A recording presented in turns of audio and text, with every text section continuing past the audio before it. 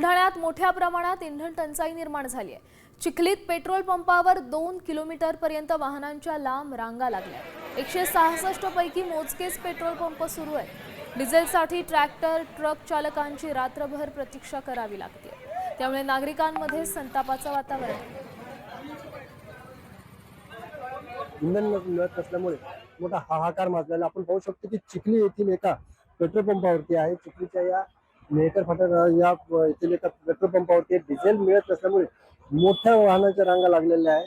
1.5 ते 2 किलोमीटर वाहनांच्या रांगा लागलेल्या आहेत, पण इथे डिझेल मिळत असल्यामुळे इथे या रांगा दिसत आहेत। तसेच पेट्रोलसाठी सुद्धा दुचाकीच्या खूप मोठ्या रांगा लागलेल्या आहेत। दिवसेंदिवस ही तीव्र टंचाई भासत असल्यामुळे शेतकरी वर्ग मोठ्या प्रमाणात अडचणीत आलेला आहे। शेतीची कामे पूर्णतः बंद झालेले, ठप्प झालेले आहेत। मशागतीची कामे पूर्ण बंद झाली, खरीपाचा हंगाम आता सुरू होण्याच्या तयारीत आहे।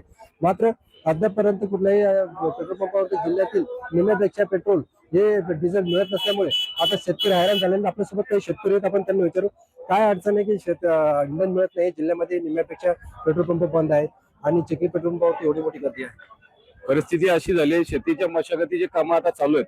7 जूनला मान्सून दाखल होतं, पेरणी सुरू होणार आहे, पण पूर्व मशागतीच्या कामासाठी डिझेल भेटत नाही।